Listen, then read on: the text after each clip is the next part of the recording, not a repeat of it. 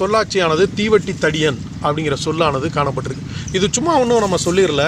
இதே சொல்லாட்சியை வள்ளலார் அவர்கள் பிள்ளைச்சிறு விண்ணப்பத்தில் பயன்படுத்தியிருக்கிறார்.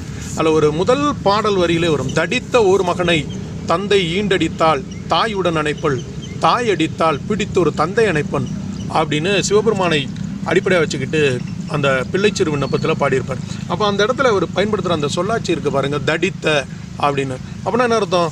உடம்பை மட்டுமே வளர்த்து கொண்டு இருக்கக்கூடிய ஒரு பையனை தாய் அடித்தான்னா தந்தை எவ்வளோ தான் கூப்பிட்டா கூட பையன் கிட்ட வரமாட்டான், ஆனால் தந்தை பிடித்து அணைக்கணுமா. அதில் ஒரு சைக்காலஜி இல்லையா, ஒரு சமூகவியல், இதை அப்படியே அவர் கையாளுறத பார்க்குறோம். சரி, அப்போது இந்த தடித்தங்கிற சொல் பன்னெடுங்காலம் தொட்டு இந்த மண்ணில் உலாவி கொண்டு தான் இருக்கிறது.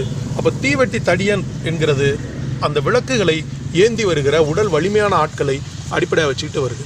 அதனால் இந்த ஒரு கிராமிய சூழலில் இந்த தீவட்டி தடியன் அப்படிங்கிற சொல்ல